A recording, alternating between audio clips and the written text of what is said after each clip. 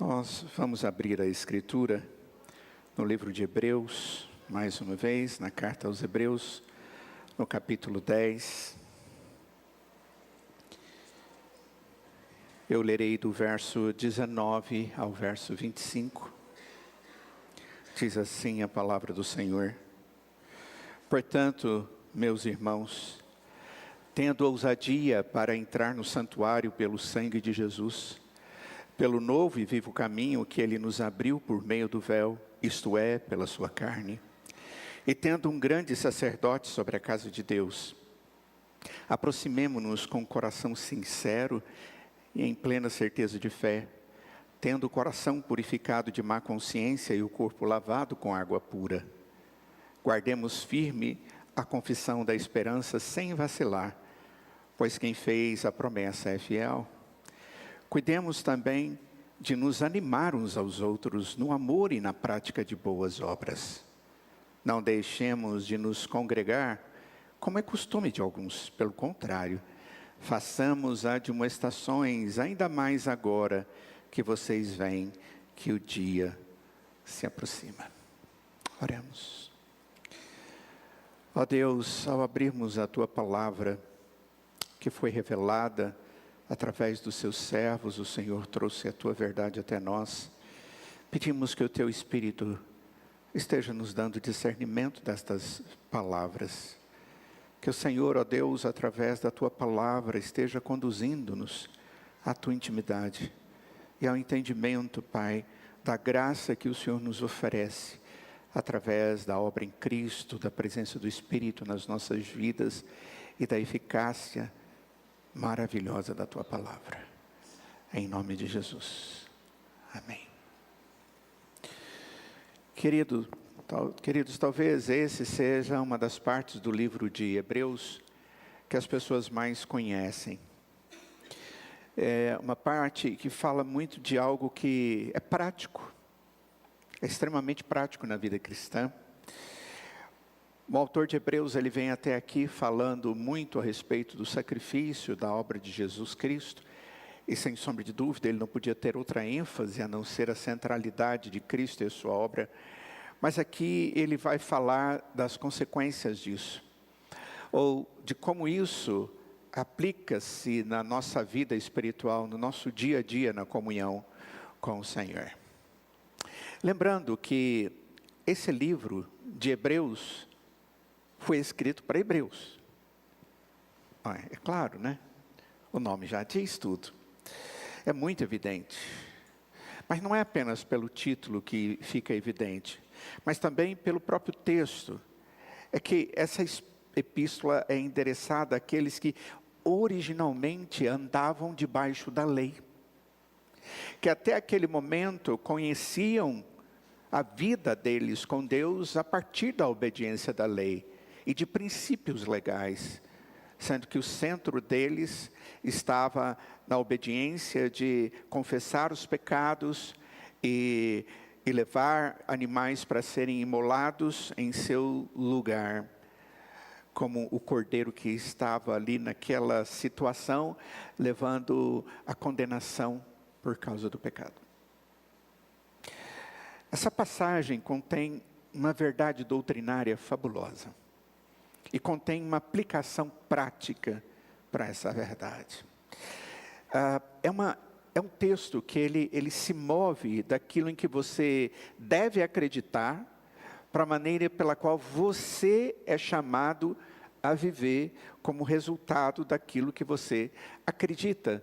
E é muito interessante porque hoje pela manhã, quando estudamos Efésios capítulo 6, nós vimos que quando o apóstolo Paulo diz: fortaleçam-se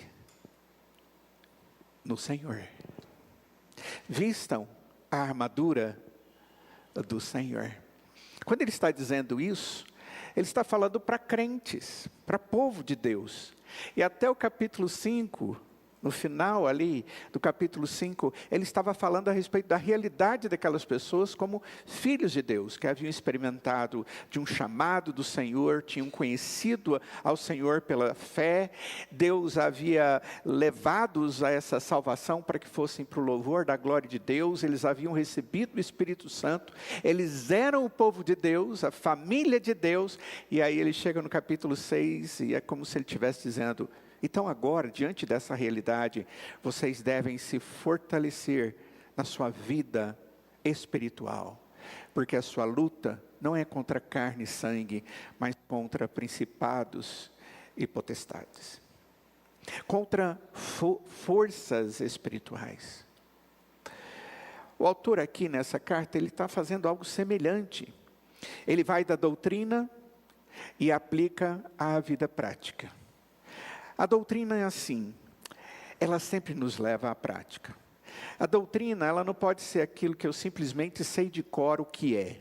O que é a justificação? Foi o ato que Cristo fez na cruz em nosso lugar, ao levar sobre ele toda a penalidade que deveria estar sobre nós. Eu fiz uma definição, mas e daí? O que isso tem a ver com a minha vida?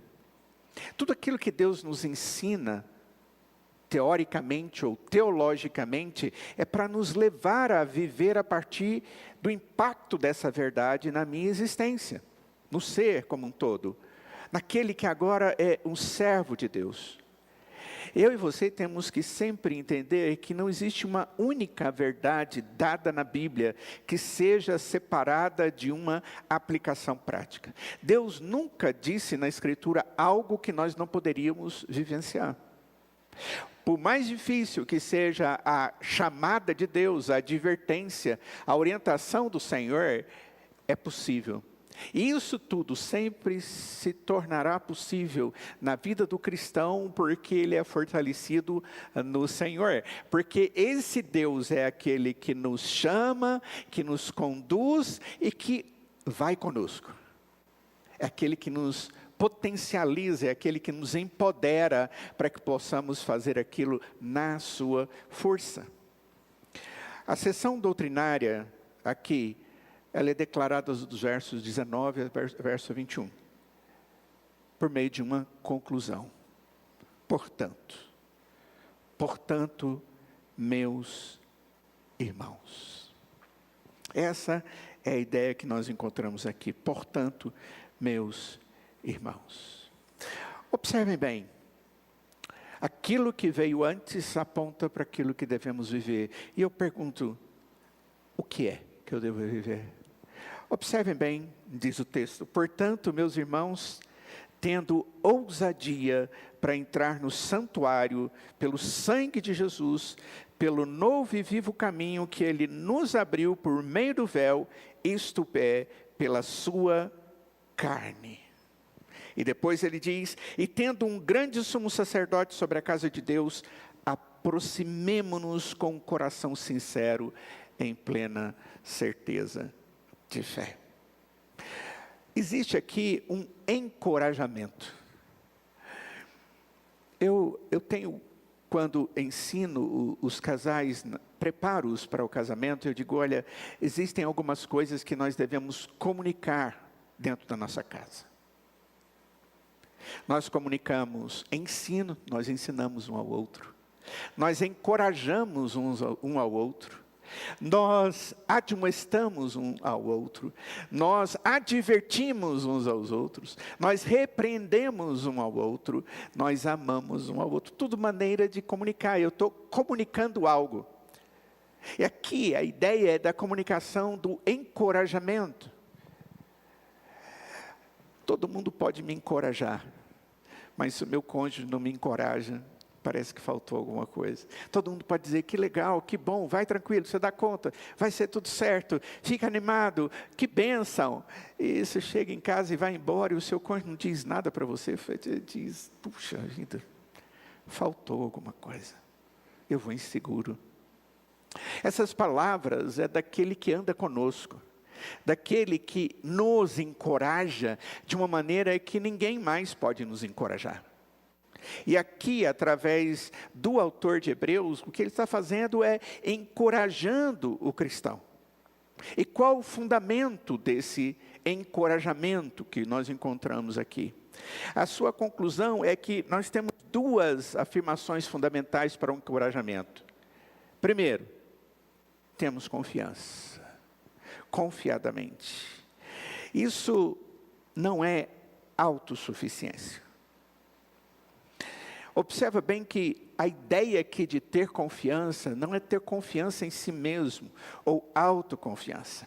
Contudo, não existe nada de errado em você ter uma autoconfiança, a menos que seja uma confiança em si mesmo mal colocada.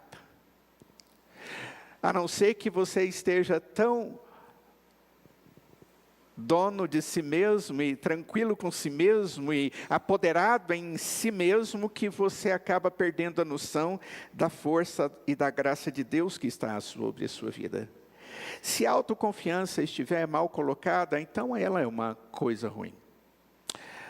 Não temos autoconfiança para entrarmos no lugar santo, por um simples motivo: ali habita o santo. E nós não somos santos. O texto, ele vai nos dizer que devemos entrar na presença de Deus. Mas não é na minha autoconfiança.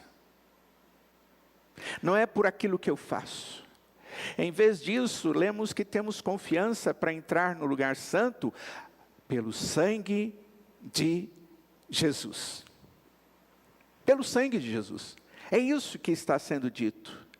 Ele é a fonte da nossa confiança. O que Jesus Cristo fez na cruz em nosso lugar e que se torna aplicável à minha vida e me perdoa e começa a obra da santificação e cuida de mim e coloca os seus anjos me protegendo, e toda essa realidade que o cristão vive é a partir da eficácia do sangue de Cristo sobre a nossa vida. É só por isso que eu devo ter confiança. Ele é a fonte da nossa confiança.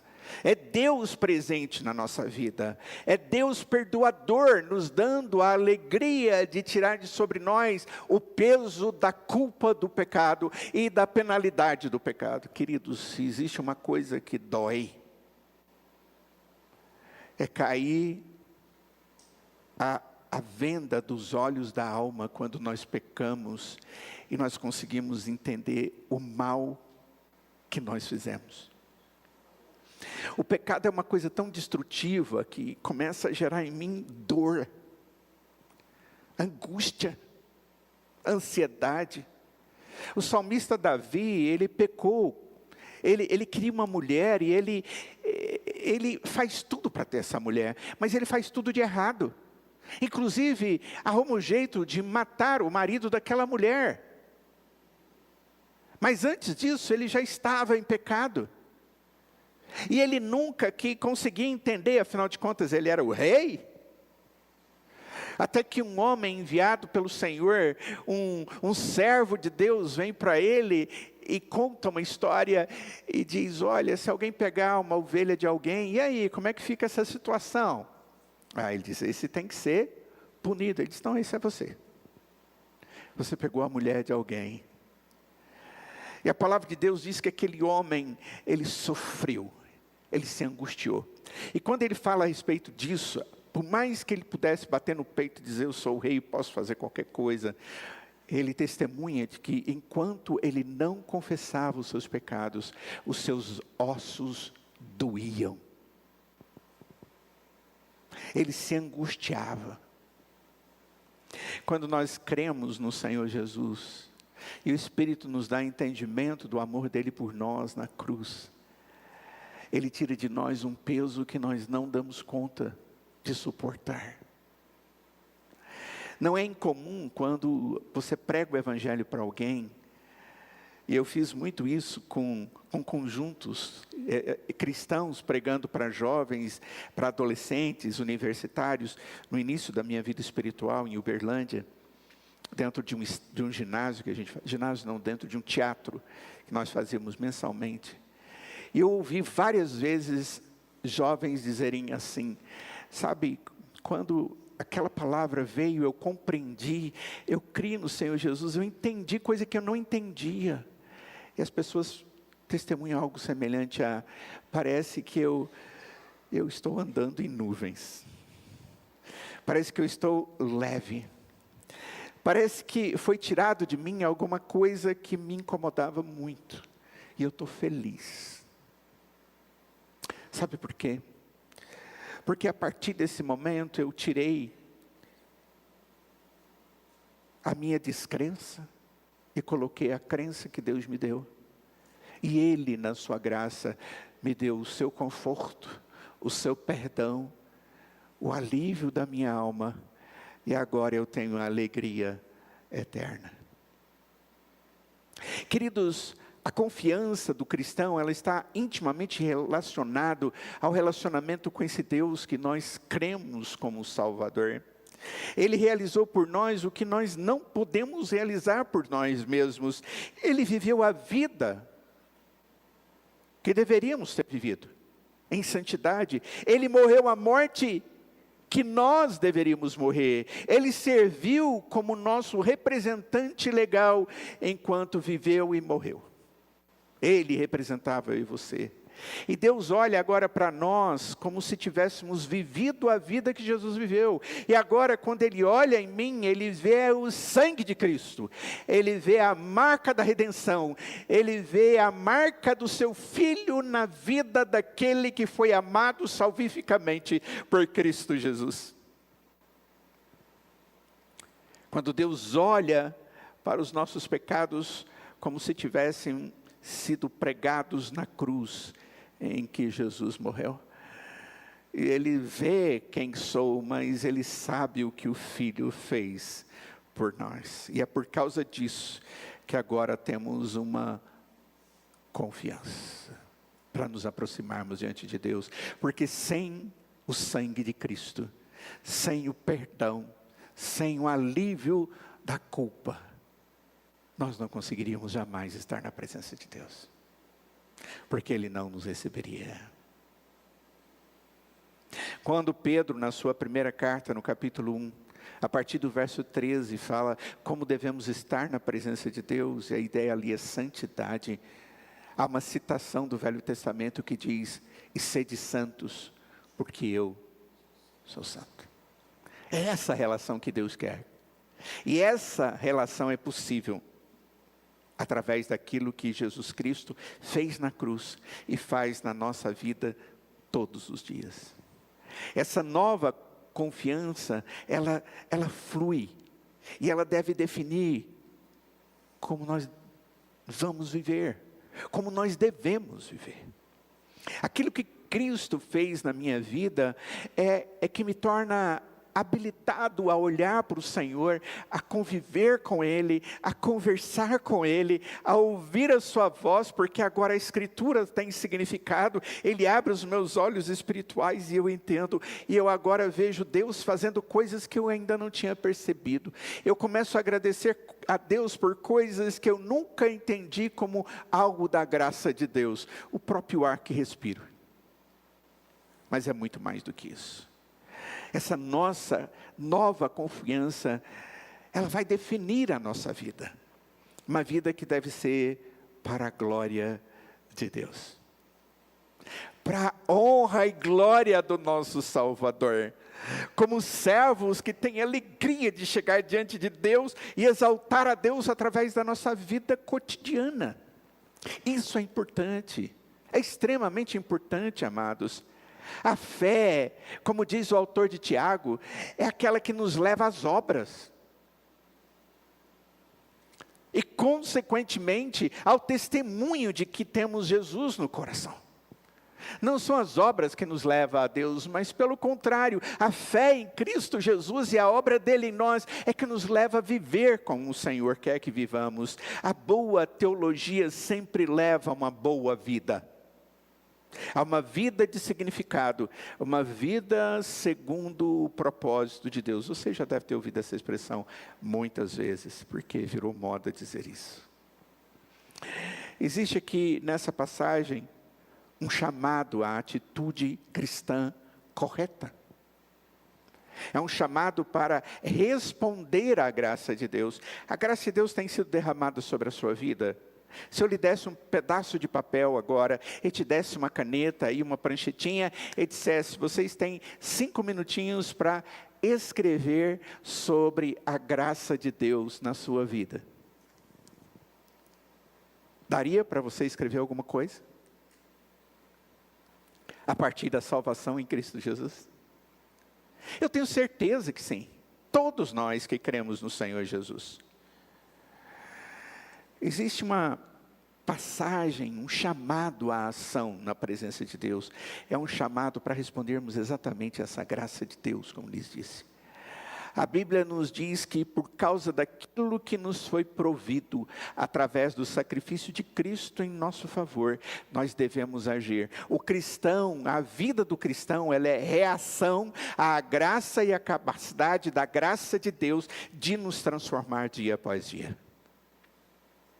Não adianta você dizer para todas as pessoas que estão ao seu redor, eu sou um cristão, eu sou um crente no Senhor Jesus, eu amo a Cristo, e ter uma vida que não tem nada a ver com Deus na sua vida, não tem nada a ver com aquilo que Deus te ensina na sua palavra, para que você creia e consequentemente viva. A fé cristã, ela não é uma fé de palavras simplesmente, não é só de conhecimento, ela é do conhecimento da verdade que nos transforma. Conhecereis a verdade, ela vos libertará. É exatamente isso, é aquela que me faz ser como Deus quer que eu seja.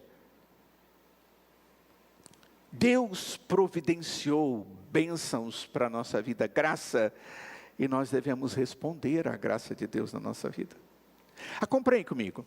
No verso de número 22, o que nós vemos aí é, nós somos chamados a nos aproximar de Deus. Aproximemo-nos. Aproximemo-nos. Isso fala do nosso relacionamento com Deus. Aproximemo-nos de Deus. E talvez eu poderia lembrar de versos na Escritura que fala da necessidade que deve existir no meu coração de estar na presença de Deus de uma forma sincera.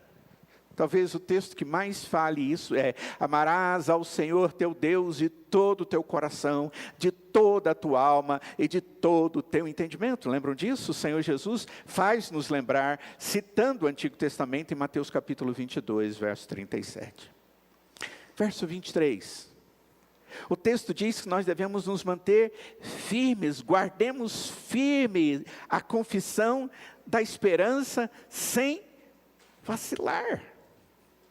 No verso 24, nós somos chamados a estimular os outros, e os outros a me estimular. O texto diz, cuidem também de nos animar uns aos outros, no amor e na prática das boas obras. Deixa eu te ajudar. Olha, parece que você precisa aprender e praticar um pouco mais do amor. Amado, eu gosto de você e quero ver você crescendo nisso.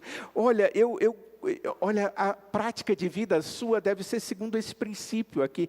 O que o texto está dizendo é, eu ajudar ao meu irmão a vivermos a vida cristã. Isso fala do meu relacionamento com os cristãos. A primeira coisa é o meu relacionamento com Deus. Depois o meu relacionamento com o meu irmão. Você deve amar ao Senhor de todo o teu coração, de toda a tua alma, de todo o teu entendimento.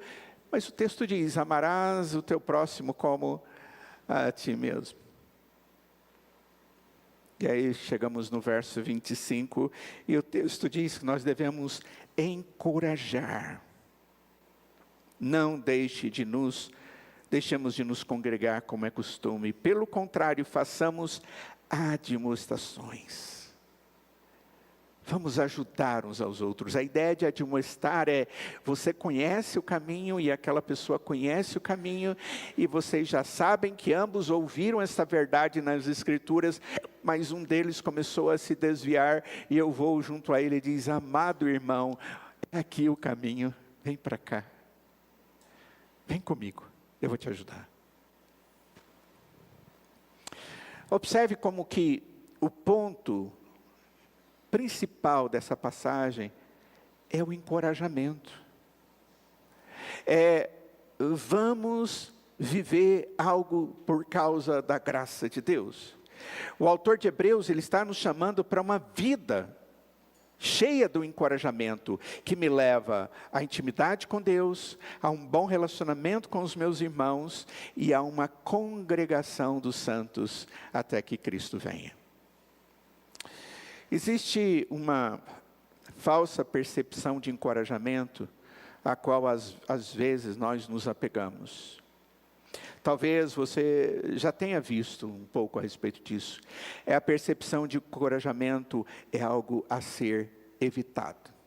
Tipo, a motivação. Vou dar um exemplo. Essa falsa percepção, ela tem algumas formas.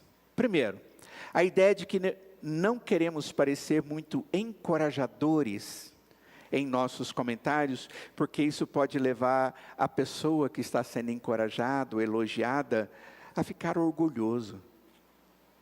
E isso é errado. A Bíblia diz que Deus resiste ao orgulhoso. Mas às vezes nós não falamos nada para encorajar alguém na continuação do seu caminho, das suas atividades, do seu zelo, do seu amor. Nós não falamos e nós, dessa forma, não encorajamos a pessoa. Se alguém ouve com os ouvidos para se orgulhar, o pecado não está naquele que encoraja, mas está naquele que não sabe entender porque ele tem sido vitorioso no Senhor.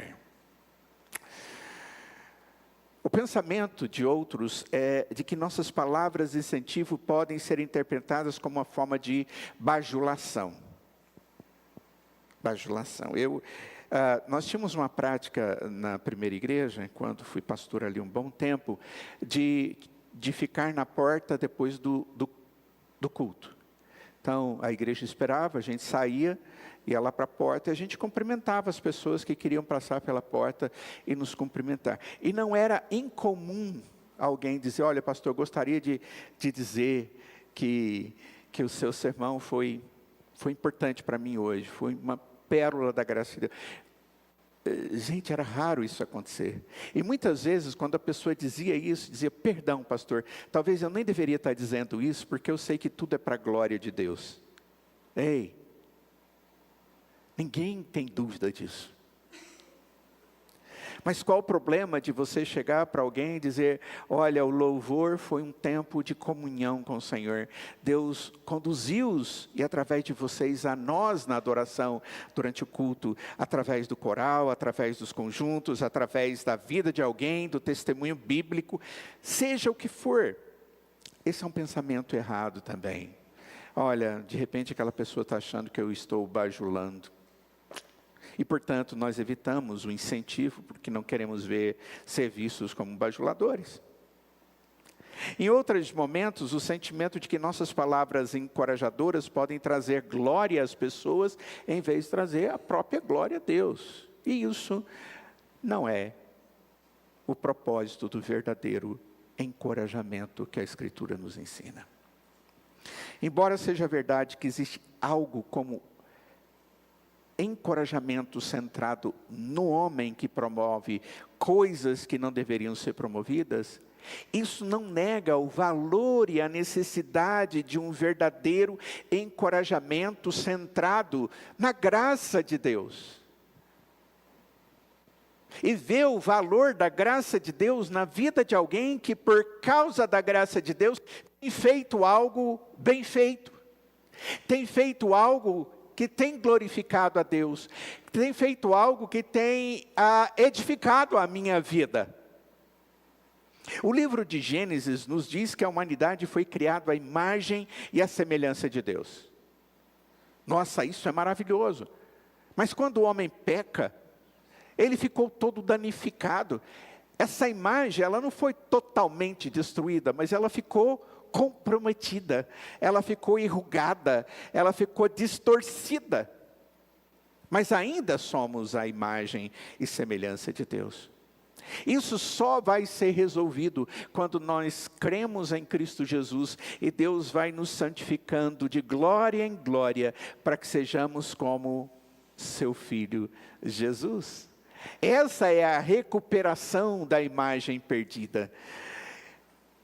Nós temos a imagem e semelhança de Deus. Isso quer dizer que você pode olhar para um homem, para um servo, e pode ver Deus retratado de uma maneira que ele não é retratado no restante da criação. Somente o homem foi criado à imagem e semelhança de Deus. E quando a graça de Deus atinge a vida desse homem, que não tinha o amor de Deus no seu coração, ele começa a ser transformado na medida da estatura de Cristo, à semelhança do Filho. A grande verdade, irmãos, é que nós devemos entender que o encorajamento, o sentido e o propósito aqui, que o texto nos fala, para chegarmos na presença de Deus, para ajudarmos outras pessoas, para vivermos com sentido e alegria, vem do Senhor. É por causa da graça do Senhor. Quando o Senhor nos dá a compreensão plena disso, nós sentimos prazer em vivermos segundo essa motivação. Nós descansamos no Senhor e dizemos: Senhor, é tudo o que eu quero. É abrir os meus olhos e entender que eu posso me aproximar com o coração sincero, em plena certeza de fé, e eu posso estar diante do Senhor e experimentando das suas promessas que são fiéis, porque o Senhor já fez uma obra na minha vida. O que mais deve me motivar e você na vida espiritual, meu amado irmão, é que a ousadia da minha vida para entrar na presença de Deus só acontece através do sangue de Jesus. É por isso que o texto diz: portanto, irmãos, tendo ousadia, sem medo, com força, com intenção, para entrar no santuário pelo sangue de Jesus. Louvado seja Deus por isso. Porque é assim que nós estamos na presença do Senhor. Por mais que eu goste de elogios ou de incentivos para a vida espiritual trazida por pessoas, e o próprio texto diz que nós devemos agir assim com os outros, a primeira coisa que o autor diz é que a verdadeira motivação para entrar com ousadia na presença de Deus não é a minha autossuficiência, mas é o que Cristo fez na cruz, em meu lugar. Não é a minha plena santidade, porque ainda não a tenho. Não são as minhas habilidades, porque por maiores que sejam, ainda não podem cobrir o meu pecado. Mas o sangue de Jesus sim.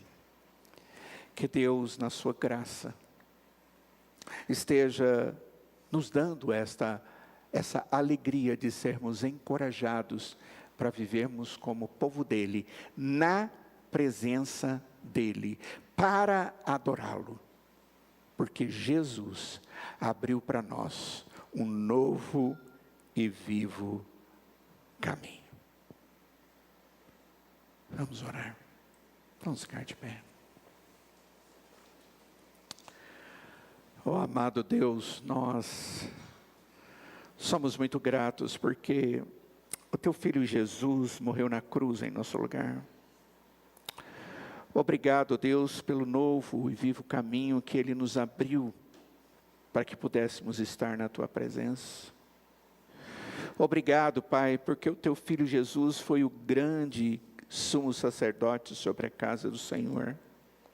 E agora, Pai, que possamos sempre estar encorajados a nos aproximar do Senhor, a vivermos cada momento da nossa vida sabendo que somos crentes e que o Senhor está conosco e que nós devemos glorificá-lo como o propósito maior da nossa existência em todo lugar e em todas as circunstâncias.